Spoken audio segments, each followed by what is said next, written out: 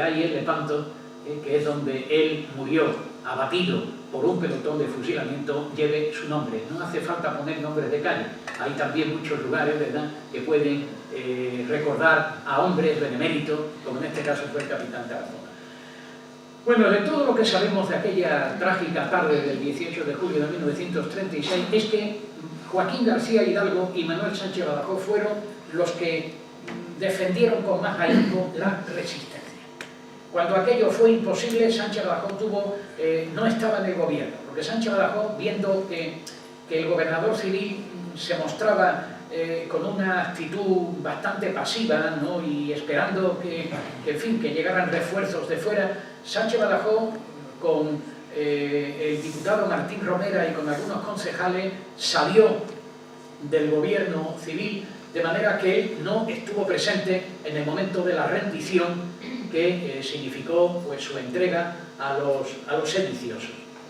Sánchez Badajoz parece ser que intenta una resistencia desde el ayuntamiento, pero al ver que los militares han ocupado el gobierno civil, que han ocupado la emisora de radio, que han ocupado el telégrafo, que han ocupado pues, prácticamente que en la casa del pueblo no se ha movido nadie, pues al final Sánchez Badajoz decide escaparse y esconderse para ver si por lo menos salvaba la vida. Él se escondió en una huerta de las Costanillas, la huerta de los Aldabones.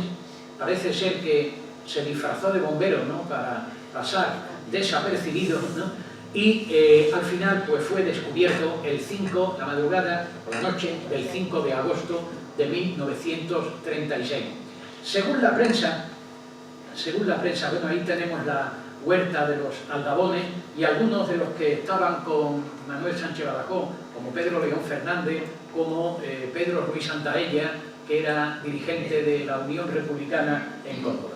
Bueno, pues la prensa va a recoger la noticia de la detención de Sánchez Badajoz. Y fíjense lo que decía el periódico Guión. El tristemente famoso doctor Romera y el exalcalde de Córdoba, Manuel Sánchez Badajoz, han sido detenidos a las 3 de la mañana en la huerta de los Aldabones. ¿Sabéis quién era el tristemente célebre doctor Romera? Era diputado socialista.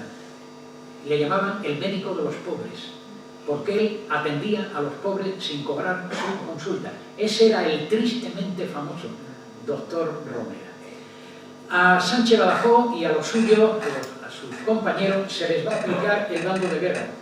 Yo intenté buscar el procesamiento de Manuel Sánchez Badajoz en los archivos militares de la Segunda Región Militar.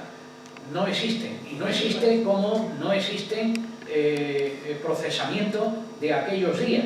Aquellos días sencillamente se aplicó el bando de guerra, pero además se aplicó mal, porque el bando de guerra, que en su momento había firmado el general Cabanellas, ¿no?, antes de que Franco asumiera la presidencia de la Junta Militar, el bando de guerra estipulaba que habría que detener a todos, ¿no?, los sospechosos de izquierdismo, etcétera, etcétera, pero deberían de ser sometidos a un consejo de guerra y que ese consejo de guerra dictara sentencia. Bueno, aquí no hubo procedimientos de ninguna clase, sino que la aplicación del bando de guerra significó que al día siguiente lo sacaron de madrugada, se lo llevaron al cementerio de la Salud y le pegaron tiros y lo fusilaron. La prensa recogió la detención, se cumplió la ley. Los que murieron con Manuel Sánchez Badajoz fueron el diputado Martín Romera, el jefe de Unión Republicana Pedro Ruiz Santaella, el concejal Pedro León Fernández y el bombero José Díaz, que fue el que había facilitado a Sánchez Badajoz el poder esconderse allí en la huerta de los Aldabones. La prensa, claro, contó la historia de manera un tanto tendenciosa. Dijo que había sido un cabo de la Guardia Civil, el cabo Lara, el que haciendo pesquisas, ¿no?, pues descubrió dónde se encontraba Manuel Sánchez Badajoz. Tal cabo Lara dijo, bueno, dicen que se ha ido disfrazado de bombero, vamos a coger la lista de bomberos, vamos a ver cuántos bomberos hay que son socialistas o filosocialistas, cuáles de esos bomberos tienen un sitio donde se pueda esconder Sánchez Badajoz, y ahí, tirando del hilo, lo encontraron en la huerta de los Aldabones. Pero parece ser que no hubo tales pesquisas, sino lo que hubo fue un chivatazo. Bueno, murió Sánchez Badajoz. Él murió con una dignidad tremenda. lo poco que dice la prensa de aquello es que, decía, tuvo tanta dignidad como la que siempre tuvo como alcalde, ¿no? Es decir, que era un hombre de una gran prestancia y que se mantuvo firme en sus convicciones hasta el final. Por cierto, fue el único que no pidió auxilios espirituales. Dejó escrito su testamento a su familia. Ni siquiera le dejaron una hoja para que pudiera escribir. Pero él tenía en el bolsillo de su chaqueta una carta que le había mandado el director general de Correo, donde le agradecía que gracias a sus gestiones se iba a hacer el edificio de correo de la calle Foro Romano, pero que hasta hace poco era la calle Cruz Conde, ¿no? Bueno, pues en ese mismo, yo lo tuve en mis manos, ¿no?, el documento, y es tremendo, ¿no?, ver que ni siquiera le dieron una hoja, ¿no?, para poder despedirse de la familia. En la carta hay una serenidad tremenda. Dice: esta noche nos fusilarán, como ves por las pulsaciones voy sereno. Sed buenos hijos con vuestra madre y a su vez sedlo tú también con mi padre.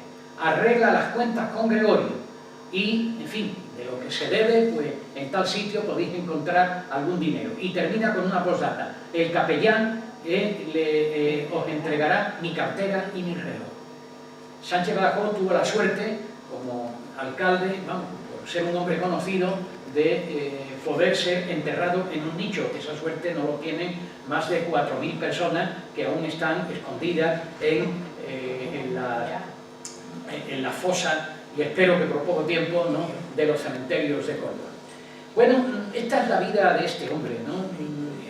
Lamento no tener más tiempo para decir todo lo que vino después, las vicisitudes de la familia, pero sí que les quiero decir una cosa. A mí me contaba su hijo, Francisco Sánchez Badajoz, que murió hace poco, murió casi con 100 años, ¿no? Me dijo que inmediatamente que se produce la desaparición de su padre, lo detienen ahí. Se lo llevan al cuartel de artillería para ver si, sabiendo que él está allí, su padre se entrega. Bueno, pues no hizo falta, porque su padre fue descubierto con demasiada prontitud y demás. Pero él contaba cómo lo pasó en el cuartel de artillería y mostró su agradecimiento, ¿no?, a algunas personas que le ayudaron, entre ellos a José Rey Díaz, ¿no?, el cronista de Córdoba, tiene sus manchas, ¿no?, como es natural, pero tiene también este dato que hay que reconocer, ¿no? Por lo menos, según Francisco Sánchez Badajoz, José Rey Díaz fue uno de los que contribuyó a que no le pasara nada, porque en aquel momento la vida de cualquier persona valía muy poco. Eso sí, cuando su padre es fusilado, le obligan a apuntarse al ejército que había matado a su padre. Y así tuvo que pasar el resto de la guerra, combatiendo al lado de los que habían asesinado a su padre. Fíjense qué crueldad tan grande. Y cuando termina la guerra, bueno, de momento su viuda, ellos no eran de Córdoba, fueron a Málaga, en fin, a ver si a través de Gregorio, del hermano de Manuel, ¿no?, pues, en fin, podían conseguir algo. Gregorio no les pudo ayudar demasiado, porque además la vida de Gregorio era tremenda, ¿no? Saben ustedes que en Málaga no triunfa la sublevación militar. Gregorio era un hombre de derecha, Gregorio Sánchez Badajoz. Entonces está a punto de ser detenido por los radicales del Frente Popular y ser fusilado, pero por llamarse como el camarada Sánchez Badajoz salvó la vida. Cuando entran los nacionales, los sublevados en Málaga, después de la famosa espantada y todo aquello, ¿no?, cuando entran las tropas sublevadas en Málaga, pues también lo buscaron a él por sus apellidos, por ser un Sánchez Badajoz, y milagrosamente salvó su vida. Me contaba su sobrino que él pasó toda su vida ya como un zombi, porque él estuvo buscado por unos y por otros. Pero ese es el drama de muchos, en la guerra civil. Fue el drama, por ejemplo, de Rafael Castejón, ¿no?, fue el drama de Eloy Vaquero, ¿no?, fue el drama de muchos y muchos españoles que estaban buscados por todos, ¿no?, y así fue con Gregorio. Bueno, la esposa de Sánchez Badajoz se marchó a Alcántara, allí le cerraron todas las puertas. Era su marido, era un rojo, un maldito rojo, ¿no?, al que había que seguir castigándolo después de muerto. Por fin se marcharon a Madrid y a duras penas pudieron allí subsistir. El caso llegó a tal extremo que su hijo Francisco tuvo que cambiar el apellido. Dejó de llamarse Sánchez Badajoz para llamarse solamente Sánchez y así poder encontrar trabajo. Claro, el apellido Sánchez Badajoz era un apellido muy sonoro, ¿no? En fin, esa fue la trayectoria de aquel hombre, esa fue la trayectoria de aquella familia, y yo fundamentalmente diría que destacaría de él las fuertes condiciones que tuvo, ¿no? La eficacia de su trabajo, ¿no? Yo creo que pudo haber sido un gran alcalde de Córdoba, pudo haber sido un gran alcalde de Córdoba, pero aunque no hubiera sido un buen alcalde de Córdoba, ¿verdad?, no mereció tener el final que tuvo. Nadie mereció tener el final que tuvieron en aquellos trágicos días del verano de 1936. Y nada más, no sé si me he extendido un poquito más como es habitual, y si hay tiempo a alguna intervención, alguna pregunta. El día de las conferencias de Enrique y de Antonio no hubo, pero en fin, si alguien quiere hacer alguna pregunta, han quedado muchas cosas aquí en el tintero, como es obvio, pero en fin, creo que se trata de un personaje que merece la pena que lo conozcamos.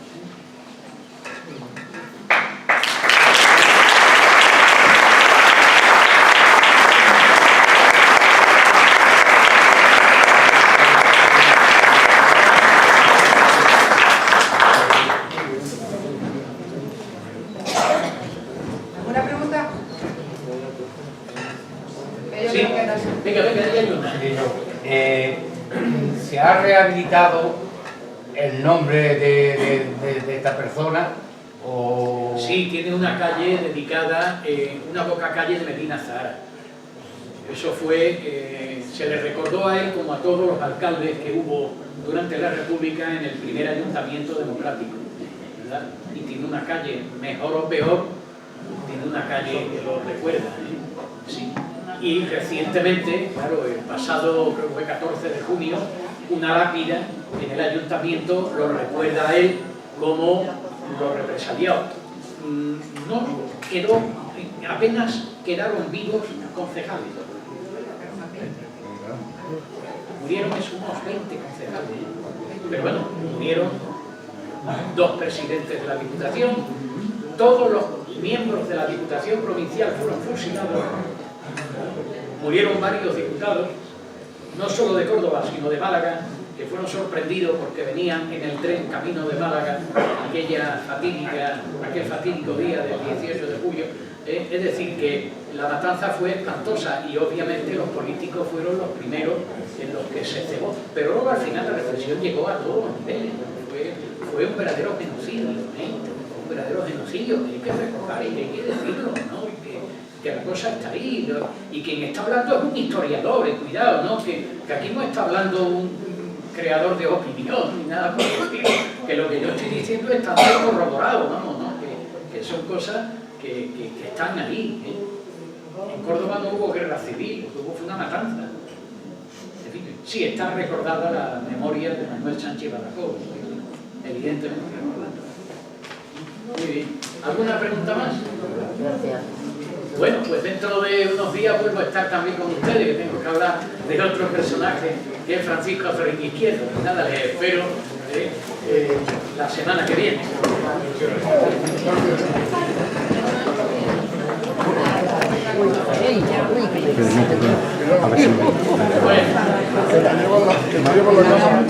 Bueno, vamos.